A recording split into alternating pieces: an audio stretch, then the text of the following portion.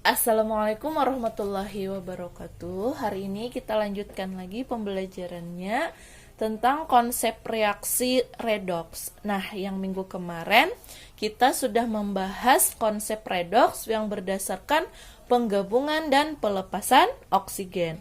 Hari ini kita bahas lagi yang nomor 2-nya tentang konsep redoks berdasarkan pengikatan dan pelepasan elektron. Buka buku kalian halaman 19. Reaksi kimia tidak hanya melibatkan oksigen saja, sehingga konsep reaksi reduksi berdasarkan pengikatan dan pelepasan oksigen dinilai kurang luas. Konsep ini kemudian berkembang. Konsep oksidasi reduksi dapat juga dijelaskan berdasarkan pengikatan dan pelepasan elektron. Ada 2 catatan yang kalian harus ingat. Yang pertama, oksidasi sebagai pelepasan elektron, sedangkan yang reduksi sebagai penerimaan elektron. Ingat ya, kalau di pengikatan dan pelepasan elektron, di mana si oksidasi sebagai pelepasan elektron, yang reduksi sebagai penerimaan elektron. Kalian masih ingat kan ya elektron itu apa? Kalau di semester 1 sudah belajar tentang elektron pada setiap unsur atau tentang konfigurasi elektron. Nah, pada konsep redoks berdasarkan pengikatan dan pelepasan elektron ini kita kembali lagi menggunakan konsep konfigurasi elektron. Kemudian ditinjau dari serah terima elektron, reaksi oksidasi dan reduksi ternyata selalu terjadi bersamaan. Artinya ada zat yang melepaskan elektron, ada zat yang menerima elektron. Contoh reaksi redoks berdasarkan serah terima elektron adalah reaksi antara Na dengan Cl.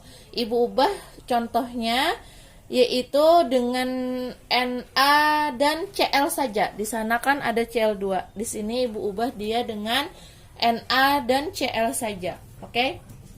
Nah, untuk konsep redoks berdasarkan pengikatan dan pelepasan elektron ini ada 2 tahap untuk menentukan reaksi redoks. Nah, yang pertama menggunakan cara struktur Lewis.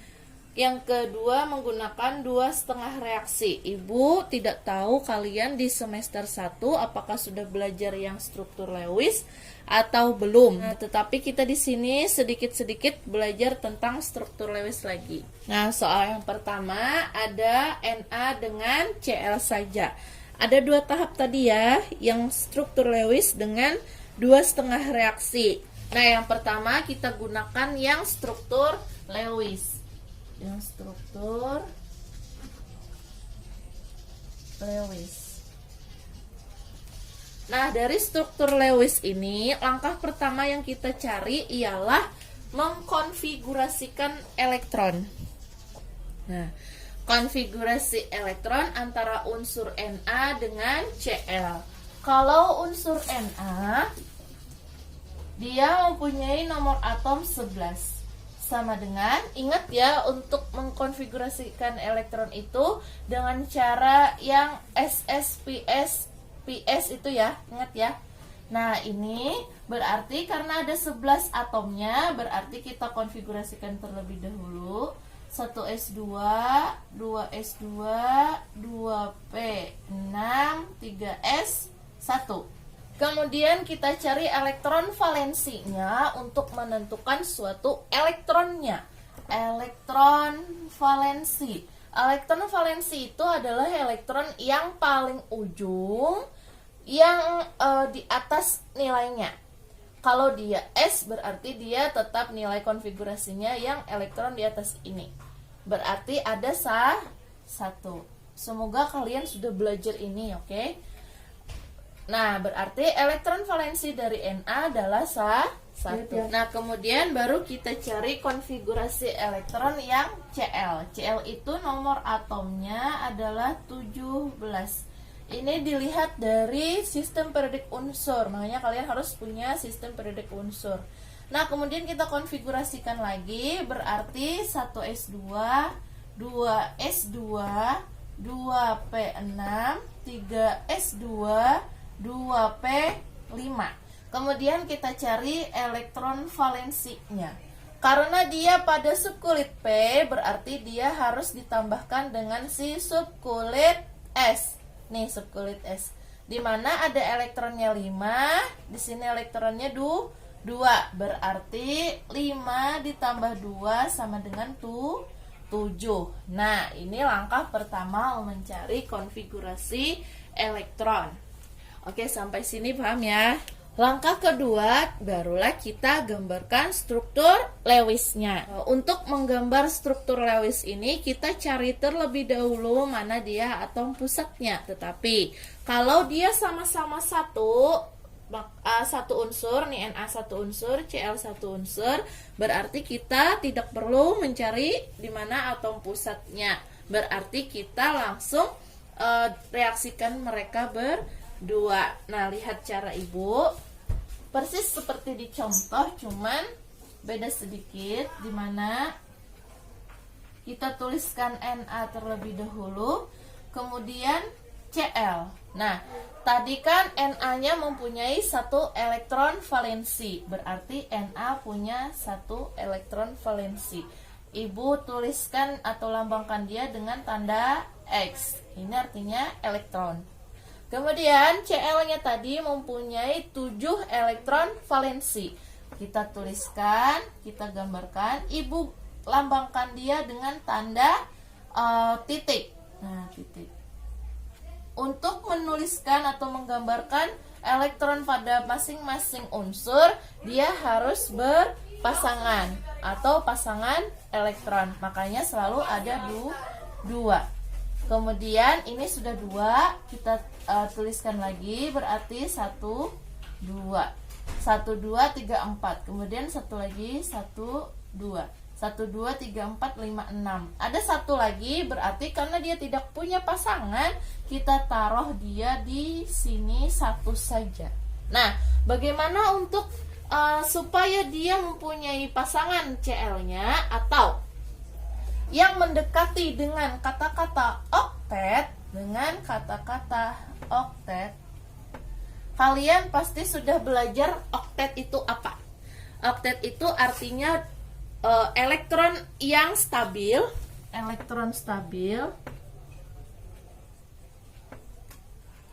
di mana dia selalu mempunyai elektron dengan nilai 8. Ini elektron stabil.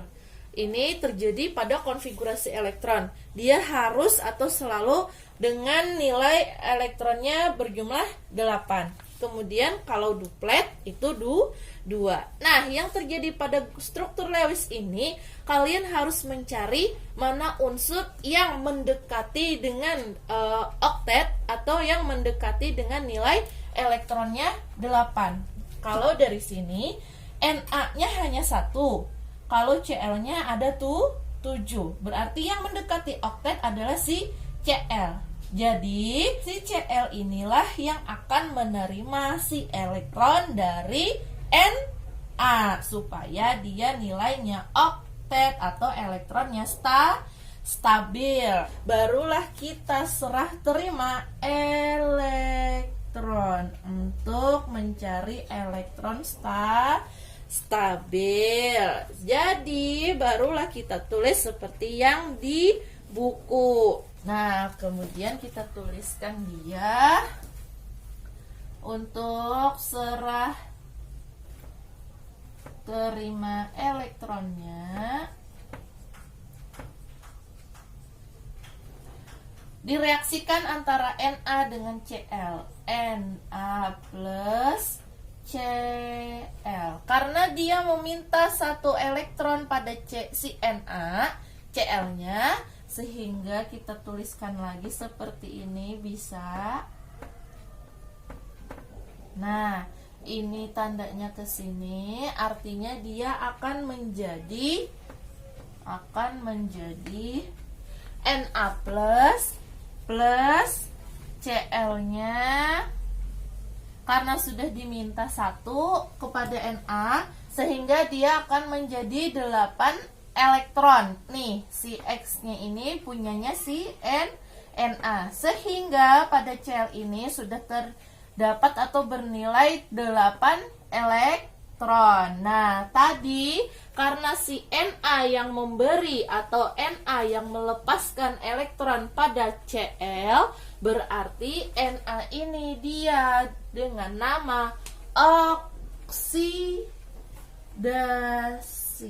Sedangkan si Cl ini karena dia menerima 1 elektron atau dia menerima elektron, maka dia namanya adalah reduksi.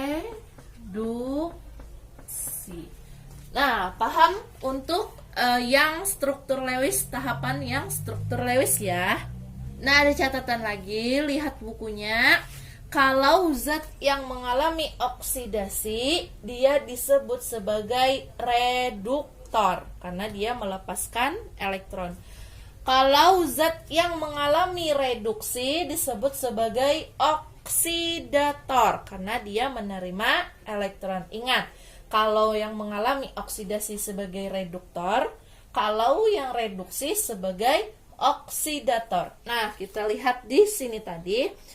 Karena si Na-nya mengalami oksidasi, berarti Na ini disebut sebagai reduktor. Sedangkan yang Cl ini yang mengalami reduksi, maka dia disebut sebagai oksidator. Nah, oke, paham ya? Kemudian kita lanjutkan yang dengan tahap 2,5 reaksi.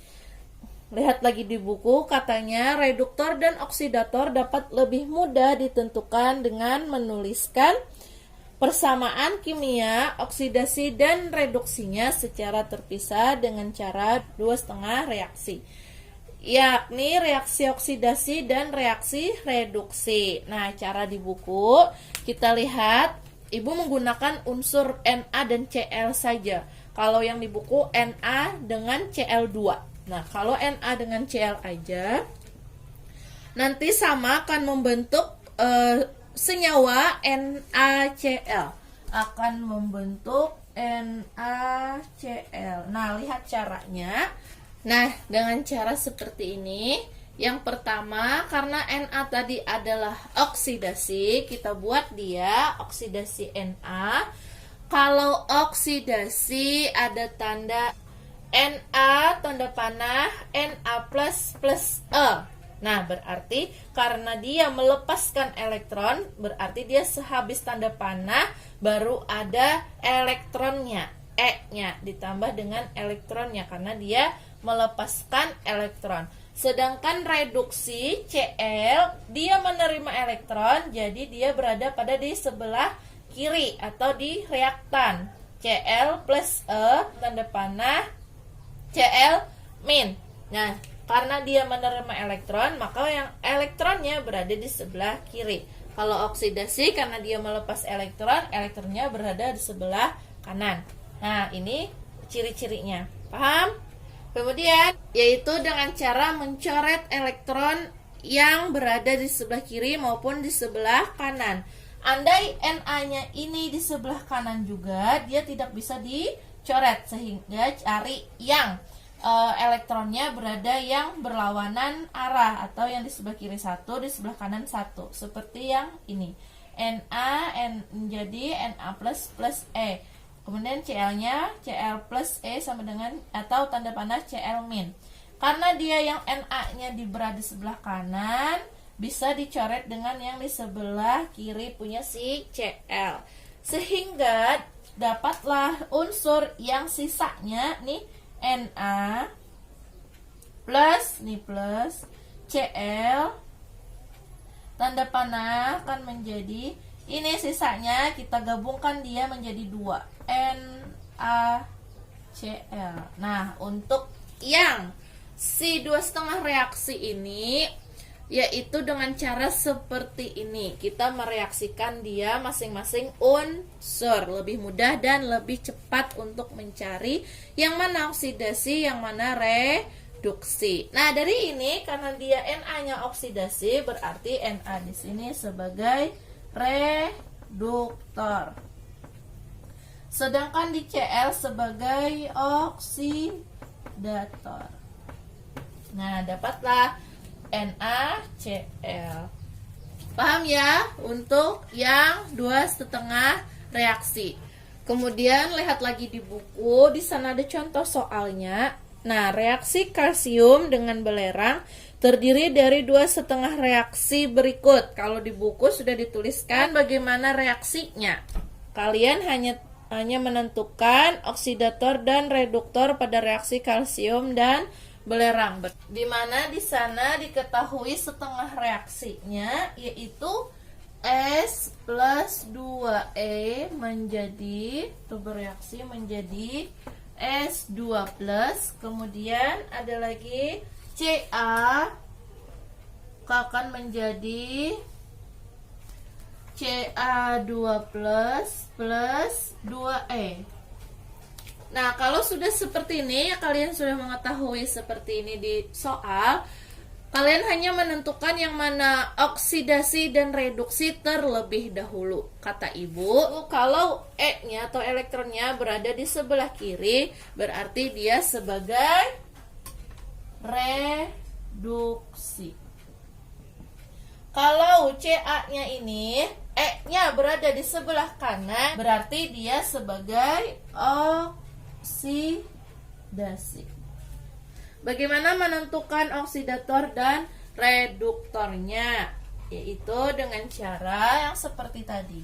Nah, kita coret dia atau hilangkan dia karena dia sudah sama nilainya 2E, 2E. Misal di sini hanya ada 1 elektron, di sini ada 2 elektron, maka kita samakan dia terlebih dahulu. Nanti ibu kasih soal yang seperti itu.